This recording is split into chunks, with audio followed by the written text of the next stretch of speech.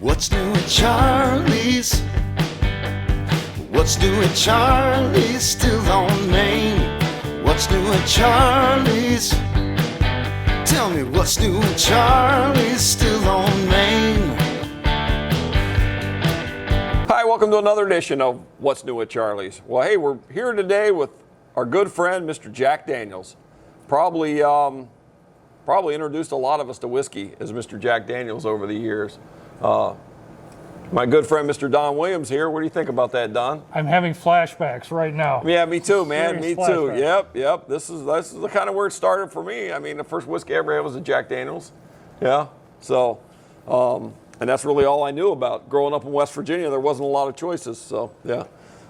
You know, I took a different route. Yeah? I was exposed to some Canadian whiskeys first. Well, you grew up in Michigan. We didn't. Grew up in Michigan, not far from Windsor, right? Yeah. I was exposed to, but as soon as I got, let's say, north of high school, Yes.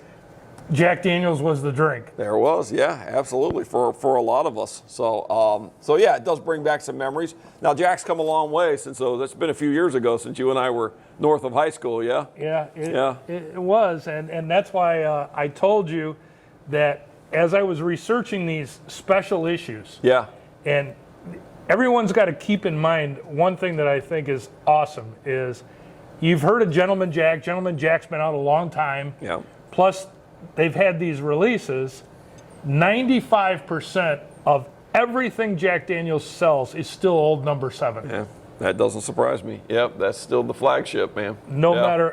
matter what. So You think about you go to any bar in any country in the world, and they have Jack Daniels, and it all comes from Lynchburg, Tennessee, right? It does. One spot they make it. Yeah, it's crazy.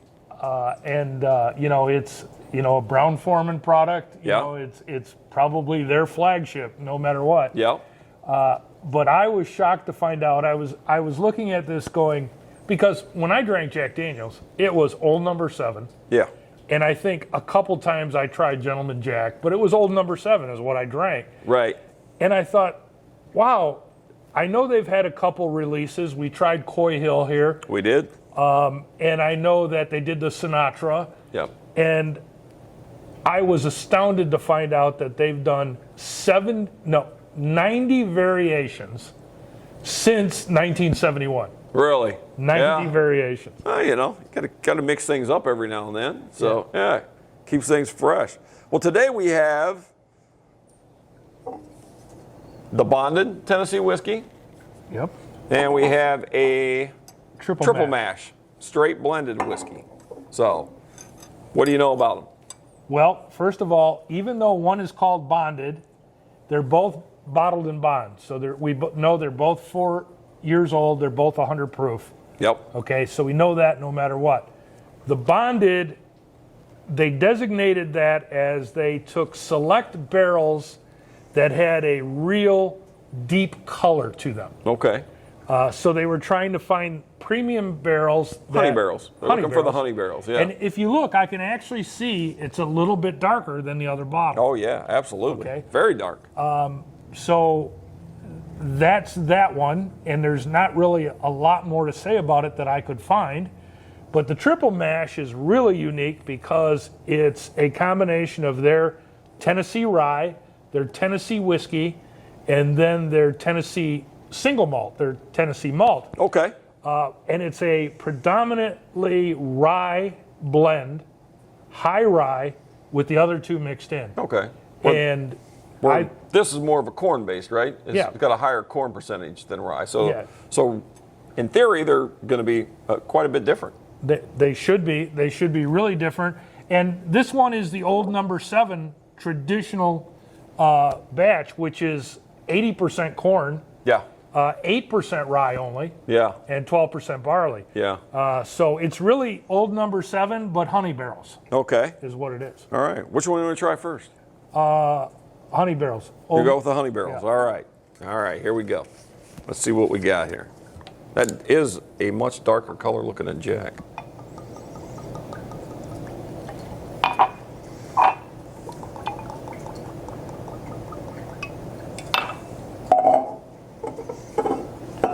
To Cheers. Jasper Daniels. To Jasper Daniels.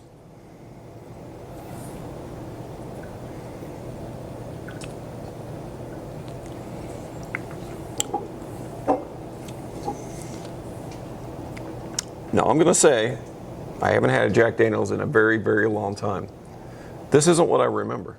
This is so much more flavorful than Old No.7. Yeah. And it's, in my book, much sweeter. Yeah, absolutely.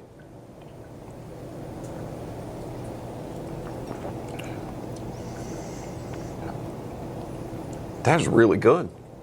This is not what I was expecting. Those are really honey barrels. Yeah, right there. These are honey barrels. Yeah.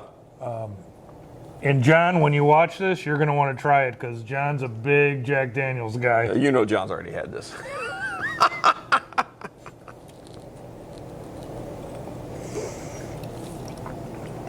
Wow.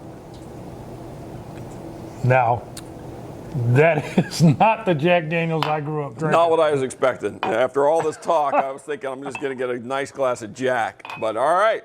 Well, now the bar's set pretty high, so let's see what we got here.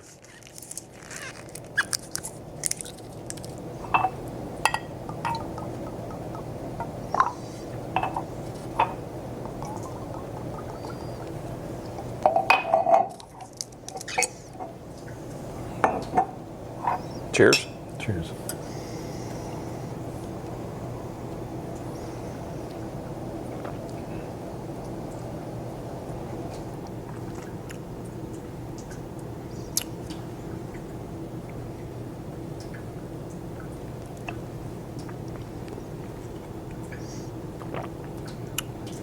Completely different. Still a lot of sweetness for having a large portion of rye. Right. Yeah.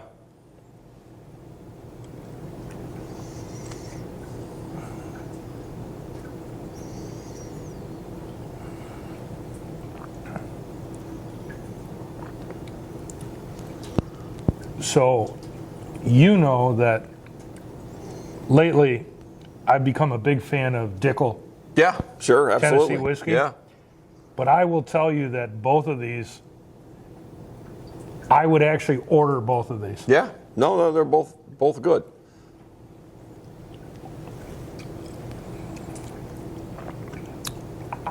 I'm going to say though, I went into this thinking this was going to be great and this was going to be Jack Daniels, and I like this one better. I think that one is more surprising, Yeah. but this triple mash is still very, very good. Oh, it's very too. good. It's just completely like, that's why we drink them, man. We can't just look at the bottles and judge them, because I would have picked this one all day long, and drinking them, I'm going to pick this one. Just my personal taste. The interesting thing now is after the triple mash is opened up, I can get the single malt on the nose a lot. Oh yeah, absolutely. And so that has a lot of complexities in it, but you're right. That first one is really fantastic, dude. Yeah, really good. Wow, nice work. good. And I'll tell you a little story is just recently Yeah, I tried some Jack Daniels Old No.7. yeah. And I've been spoiled for a long time. You've spoiled me. Raj has spoiled me. A lot of people have spoiled me.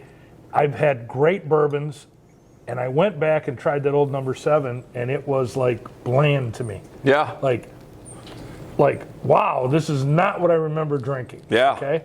But these are not that same product. Absolutely not, dude. These are top shelf for sure, man. They are nice.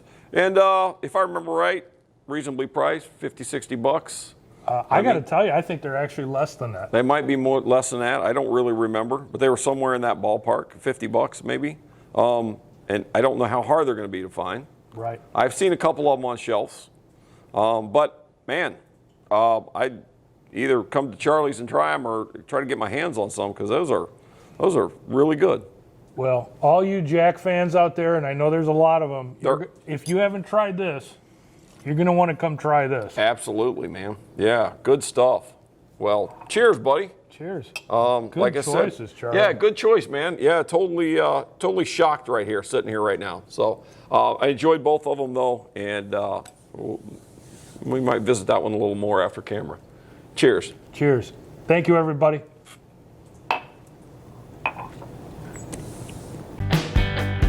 What's new at Charlie's? Still on Main. What's new at Charlie's? Tell me what's new at Charlie's? Still on Main.